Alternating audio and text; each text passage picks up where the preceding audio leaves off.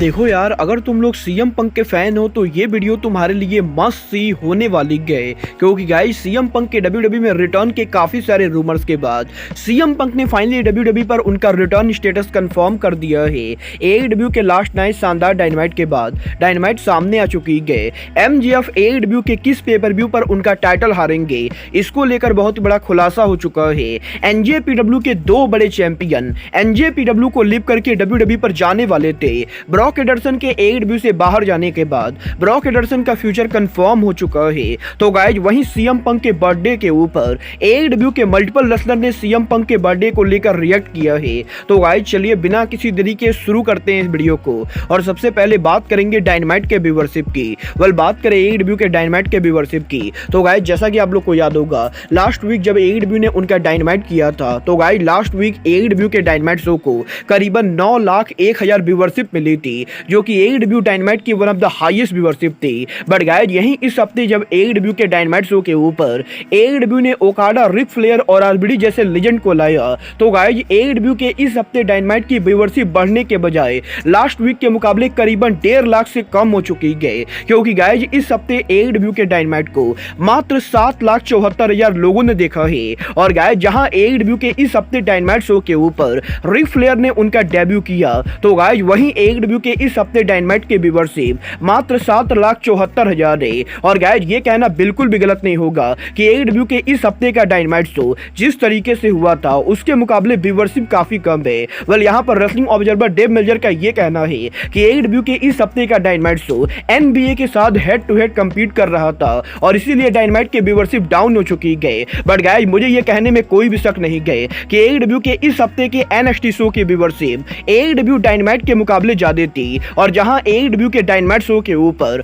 Okada, Ric Flair, RBD सहित MJF भी action में थे, वहीं डब्ल्यूडब्ल्यूई के एनएक्सटी के ऊपर डब्ल्यूडब्ल्यूई ने 5 वुमेन मैचेस कराए थे। और गाइज इसके बावजूद भी डब्ल्यूडब्ल्यूई के एनएक्सटी की व्यूअरशिप एडब्ल्यू के डायनामाइट के मुकाबले ज्यादा थी, जो कि एडब्ल्यू के लिए बिल्कुल भी बढ़िया नहीं गए। देखना बहुत ही दिलचस्प होने वाला है कि इस हफ्ते डायनामाइट के व्यूअरशिप में बुरी तरह से फ्लॉप होने के बाद अगले हफ्ते एडब्ल्यू डायनामाइट को कितनी व्यूअरशिप मिलती गए। बट गाइज जहां तक बात रही एडब्ल्यू के वर्ल्ड चैंपियन एमजेएफ की, तो गाइज ये बात तो हम सभी लोगों को मालूम है, एडब्ल्यू के वर्ल्ड चैंपियन एमजेएफ उनका अगला टाइटल डिफेंस एडब्ल्यू के फुल गियर पेपर व्यू पर करने वाले हैं, जहां पर एमजेएफ उनका टाइटल जे वाइट के खिलाफ डिफेंड करेंगे। बट गाइज यहीं अब एडब्ल्यू से एमजेएफ के लीव करने को लेकर बैक स्टेज से बहुत बड़ी अपडेट आ रही है। गाइज इस हफ्ते एडब्ल्यू के बैक स्टेज से अपडेट आ रही है कि एमजेएफ यहां पर एडब्ल्यू के फुल गियर के ऊपर पॉसिबली उनके टाइटल को रिटेन करने वाले हैं, जिसके बाद की एमजेएफ का आखिरी टाइटल डिफेंस एमजेएफ यहां पर एडब्ल्यू के brand new pay per view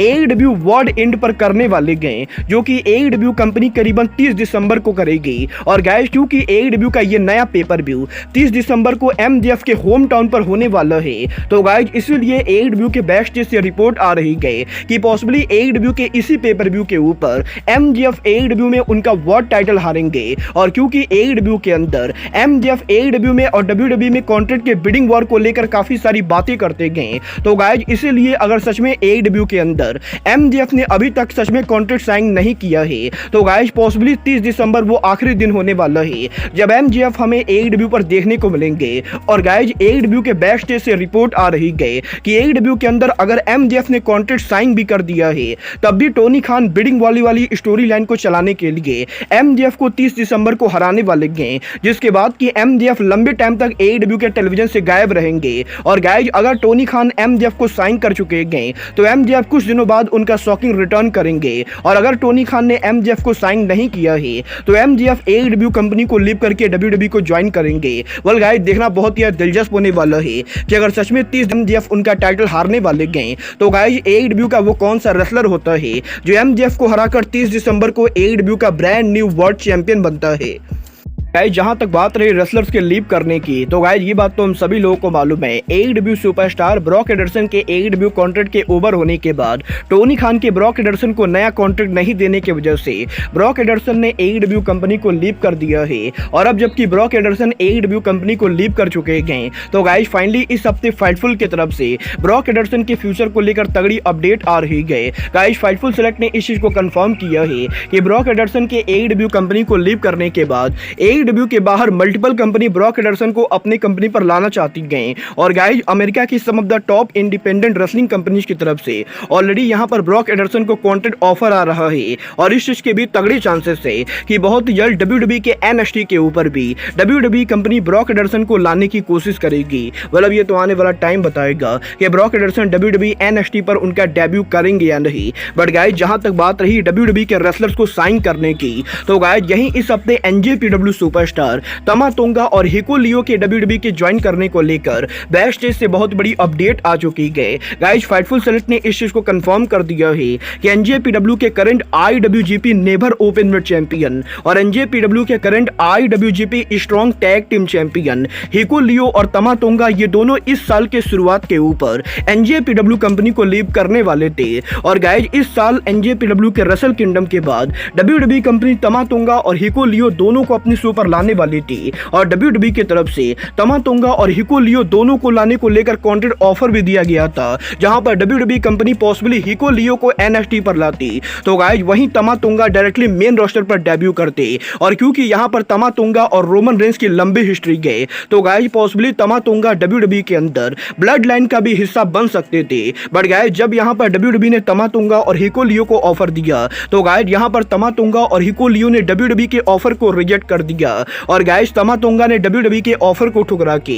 NJPW के साथ 1 साल का और नया कॉन्ट्रैक्ट साइन कर लिया है। और गाइस इसीलिए अगले साल से पहले तमा तोंगा या हिको लियो AEW NJPW कंपनी को लीव करके WWE को ज्वाइन नहीं करने वाले गए। बल देखना बहुत ही दिलचस्प होने वाला है कि 2024 के एंडिंग से पहले जब तमा तोंगा और हिको लियो का कॉन्ट्रैक्ट एक बार फिर से ओवर होता है तो गाइस इस बार ये दोनों NJPW को लीव करके WWE कंपनी को ज्वाइन करते हैं या नहीं। वेल गाइस मैं पर्सनली यहां पर तमा तोंगा को अब WWE के ऊपर देखना चाहता हूं। बट गाइस जहां तक बात रही रेसलर्स के WWE के ज्वाइन करने की, तो गाइस फाइनली अभी सप्ते CM पंक के WWE के ज्वाइन करने को लेकर CM पंक की तरफ से बहुत बड़ा स्टेटमेंट आ चुका है।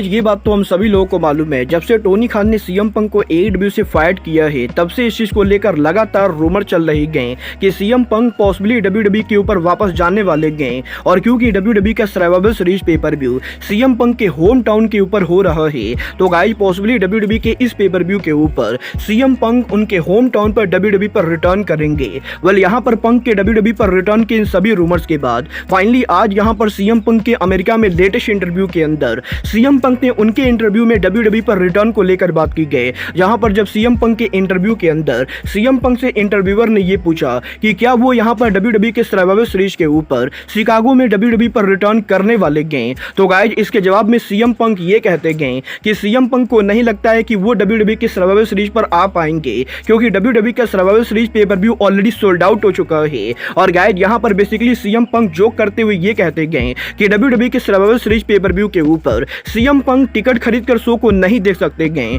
और गाइस यहां पर इस इंटरव्यू के अंदर CM पंक ने इस चीज को बिल्कुल ही नकार दिया है कि वो यहां पर WWE पर नहीं आने वाले गए। बट गाइस जिस तरीके से पंक का ये पूरा इंटरव्यू गया है, अब मुझे यहां पर इसके 99% चांसेस लगते गए कि CM पंक WWE की सर्वाइवल सीरीज पर ही रिटर्न करने वाले गए। क्योंकि गाइस मुझे यहां पर ये चीज अच्छे से याद है, आज से करीबन 2 साल पहले जब AEW के पहले रैम्पेज के ऊपर CM पंक ने AEW पर डेब्यू किया था, तो गाइस रैम्पेज पर CM पंक के डेब्यू के मात्र 2 दिन पहले CM पंक ने उनका इंटरव्यू दिया था। और उस इंटरव्यू के अंदर भी जब CM पंक से रैम्पेज पर डेब्यू करने को लेकर बात की गई थी, तो गाइस CM पंक ने हूबहू ऐसा ही स्टेटमेंट दिया था। और गाइस अब क्योंकि 2 सालों के बाद CM पंक एक बार फिर से सेम तरीके की बातें कर रहे गए, तो गाइस ये कहना बिल्कुल भी गलत नहीं होगा कि WWE का सर्वाइवल सीरीज वो पेपर व्यू होने वाला है जब best in the world WWE के ऊपर उनका रिटर्न करेंगे। वेल गाइस मुझे यहां पर अब इसके 99% चांसेस लगते गए कि पंक यहां पर सच में सर्वाइवल सीरीज पर रिटर्न करने वाले गए। बट गाइस जहां तक बात रही CM पंक की, तो गाइस ये बात तो मैं आप लोग को ऑलरेडी बता चुका हूं। कल यहां पर CM पंक का बर्थडे था और गाइस CM पंक के बर्थडे के ऊपर अब यहां पर AEW के मल्टीपल रेसलर ने CM पंक को बर्थडे विश किया है, जहां पर AEW सुपरस्टार डैक्स एडवुड, डैन हुसैन, ब्रोडी किंग और बडी मैथ्यू के साथ साथ AEW सुपरस्टार डियामेंटे की तरफ से सोशल मीडिया पर CM पंक को हैप्पी बर्थडे बोला जाता है। और गाइस यहां पर AEW सुपरस्टार डियामेंटे की तरफ से सीएम पंक को लेकर एक अमेजिंग स्टोरी भी शेयर की जाती है, जहां पर डियामेंटे स्टोरी शेयर करके ये कहती गई कि जब सीएम पंक AEW पर काम करते थे तो एक टाइम पर सीएम पंक बैक स्टेज पर उनका फोटो शूट करवा रहे थे और तभी फोटो शूट के बीच में गलती से यहां पर डियामेंटे आ जाती गई, जिसके बाद कि डियामेंटे को देख के सीएम पंक उनका फोटो शूट कैंसिल करा देते गए और सीएम पंक डियामेंटे को अपने साथ खड़ा करके डियामेंटे के साथ फोटो शूट कराते गए। और गाय डियामेंटे इस चीज को देखकर काफी शौक थी कि सीएम पंक जैसा बड़ा सुपरस्टार डियामेंटे के साथ फोटो शूट करा रहा है और गाइज इसीलिए डियामेंटे ये होप करती गई कि पंक यहां पर उनके करियर में आगे जहां भी जाएंगे पंक को ज्यादा से ज्यादा सक्सेस मिलेगी। वेल गाइज यहां पर AEW के सुपरस्टार्स के इतने सारे पोस्ट देखने के बाद एक चीज तो मैं एक बार फिर से कह सकता हूं कि डेफिनेटली AEW के अंदर जो लोग यहां पर एलीट को पसंद करते गए उनको छोड़कर बाकी किसी को भी सीएम पंक से कोई भी प्रॉब्लम नहीं गए और AEW के अंदर Kenny Omega, Chris Jericho, Hangman Adam Page, Young Bucks और जॉन मॉक्सली को छोड़ के शायद ही AEW के अंदर किसी को कोई भी प्रॉब्लम होगी। वेल गाइज अब जो हो चुका है वो तो हो चुका है और गाइज अब आने वाला टाइम बताएगा कि सीएम पंक WWE के सर्वाइवर सीरीज पर रिटर्न करेंगे या नहीं। बट गाइज फिलहाल के लिए अब आज के इस वीडियो में बस इतना ही। मैं मिलता हूं आपसे अपने अगले वीडियो में। बट गाइज तब तक के लिए good bye, good night and bang.